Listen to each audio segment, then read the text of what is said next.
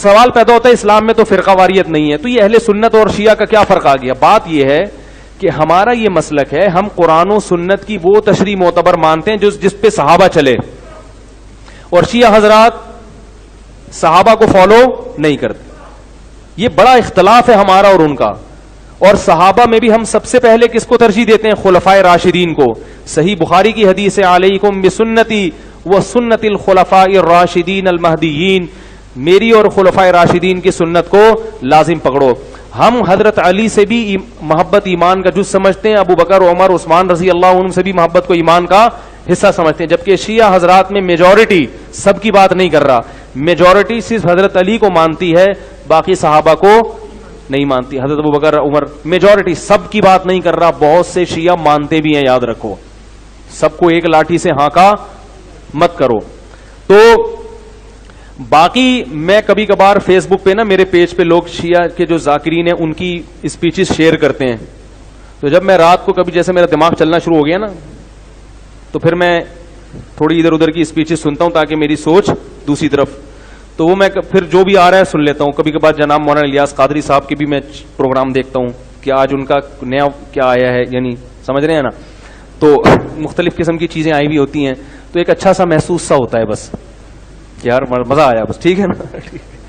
تو اسی طرح وہ شیعہ لوگوں کی بھی, تو وہ عجیب عجیب پتہ نہیں کیا ان کی تقریریں ہوتی ہیں, عجیب سے اسٹائل ہوتے ہیں. تو میں جو شیعہ حضرات میں جو سمجھدار لوگ ہیں ان سے کہتا ہوں, دیکھو کہ آپ کو اپنے مذہبی رہنماؤں میں کوئی سمجھدار آدمی ملے تو اس کو فالو کرو. یہ کیا کن لوگوں کی تقریریں آپ سن رہے ہو؟ فیس بک پہ جو شیئرنگ ہو رہی ہے جذبات سے ہٹ کے کبھی ان کی اسپیچز میں غور کیا کرو, یہ کیا باتیں کر رہے ہیں؟ یہ تو فضول, نہ روایتوں کا کوئی سر نہ کوئی پیر, ایسے من گھڑت قصے, یہ تو بیٹھ کے بناتے چلے جاؤ, پھینکتے چلے جاؤ. وہ ہمارے استاد تھے نا ایک, وہ جو جن نے مجھے کہا نا یہ ہائیڈروجن ڈائی آکسائڈ لکھ کے لاؤ, یہ لکھ کے لاؤ, وہ لکھ کے لاؤ, انہی استاد کی بات کر رہا ہوں. اللہ تعالیٰ اگر وہ زندہ ہیں تو ان کو عمر میں برکت دے, اگر دنیا سے جا چکے ہیں اللہ ان کی مغفرت سے, پتہ نہیں کہاں چلے گئے وہ. تو ان میں ایک خوبی یہ تھی کہ وہ تعریفیں اپنی بہت کرتے تھے, اچھے استاد سے, ٹیچر بھی اچھے تھے, لیکن ان میں ایک بات تھی کہ تعریفیں بہت کرتے تھے. تو جب پہلے دن انہوں نے اپنی تعریف کی, ہم نے سنی کہ بھائی ماشاءاللہ بہت اچھے استاد ہیں. اگلے دن آئے, بہت تعریفیں کی. جب ایک ہفتہ ہو گیا ہم نے کہا یہ تو کچھ زیادہ ہی ہو گیا, تو ڈاکٹر عبد القدیر خان کو بھی انہوں نے پیچھے چھوڑ دیا ہے. تو پھر طلبہ تو کسی کو نہیں چھوڑتے, اسکولوں کے جو اسٹوڈنٹ ہیں نا بڑے ہوشیار ہوتے ہیں. پھر ہم نے دیکھا کہ ایک دن استاذ آئے ہیں اور اپنی تقریر کر رہے ہیں, تو ایک طالب علم کو ہم نے دیکھا ڈیسک کے نیچے یوں یوں کر رہا ہے. اس کو دیکھا دیکھی دوسروں نے بھی ایسا شروع کر دیا. میں نے کہا یہ کیا ہو رہا ہے؟ انہوں نے کہا یہ چھوڑ رہے ہیں, ہم لپیٹ رہے ہیں. جیسے وہ پتنگ کا مانجا لپیٹا جاتا ہے نا, بھائی پتنگ کا مانجا ایسے لپیٹتے ہیں نا. کہا یہ لمبی لمبی کیا کر رہے ہیں استاذ محترم, چھوڑ رہے ہیں. اور ہم کیا کر رہے ہیں؟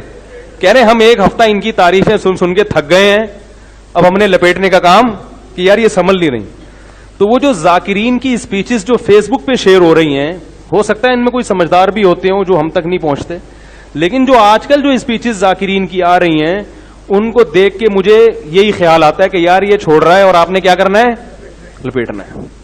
تو وہ جو سامنے بیٹھے ہوئے ہیں پتہ نہیں کیا کر رہے ہیں بیٹھ کے یار, وہ ایک نعرے اور نہ سر نہ پیر.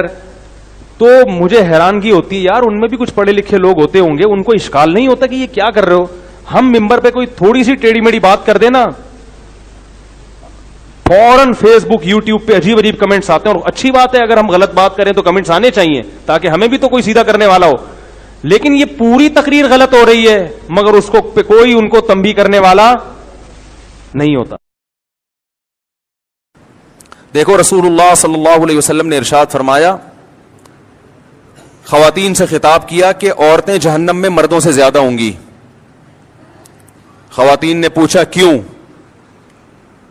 اس حدیث میں تو ہے عورتیں زیادہ ہوں گی, دوسری حدیث میں آتا ہے جنت میں بھی عورتیں زیادہ ہوں گی, ایک اور حدیث ہے. یہ میں اس لیے کہہ رہا ہوں کہ خواتین ڈر جاتی ہیں کہ ہم یہاں بھی وہاں بھی, اگر کیا مذاق ہے. وجہ اس کی ہے کہ خواتین کی آبادی ہی زیادہ ہوگی, تو ظاہر ہے ادھر بھی زیادہ تو ادھر بھی زیادہ. تو پوچھا گیا بھائی وجہ کیا ہے؟ آپ نے فرمایا تکفرن العشیر, شوہر کی نافرمانی کرتی ہو. ناشکری, نافرمانی نہیں, کفر کہتے ہیں ناشکری کو. کیسے ناشکری؟ فرمایا ساری زندگی کھلاتا ہے پلاتا ہے. آج کوئی مرد بیوی کو چھوڑ دے بیچاری کا کیا پرسان حال ہوتا ہے ہمارے معاشرے میں. گھر اس کو لے کے دیتا ہے, گیس بجلی کا بل, چھت مہیا کی, اس کو تحفظ دیا, اس کی اولاد کا ہمیشہ کے لیے محافظ بنا, اتنے بڑے بڑے انعامات احسانات. اور نبی نے فرمایا کسی دن تھوڑی سی اونچ نیچ ہو جائے, اس کی تنخواہ کم ہو گئی بیچارے کی, اب گوشت نہیں لا پا رہا, توریوں پہ گزارا کروا رہا ہے, ناشتے میں انڈے کا انتظام نہیں کر سکا, آج بیگم بغیر ناشتے کے رہ لو, آج ناشتہ نہیں کرتے, ٹھیک ہے نا, تھوڑی تنخواہ میری, حالات ٹف چل رہے ہیں, یا ناشتہ کرو مگر انڈا نہ منگواؤ, پراٹھا ڈبو کے, مفتی صاحب نے کہا ڈبو کے کھانے کا اپنا ہی مزہ ہے, تو آج ہم پراٹھا چائے میں ڈبو کے کھا لیتے ہیں. تو نبی صلی اللہ علیہ وسلم نے فرمایا کبھی کچھ ہو جائے نا تو کیا عورت تانا کیسا دیتی ہے, ما رأیت منک خیرا قط, میں نے کبھی بھی آپ سے خیر, سب عورتیں نہیں لیکن بہت سی عورتیں یہ کام کرتی ہیں کہ میں نے آپ سے کبھی خیر نہیں دیکھی, میں اس گھر میں آئی ہوں مجھے ملا کیا ہے. کتنا بڑا زندگی بھر کے ہمارے مسلم معاشرے میں تو مرد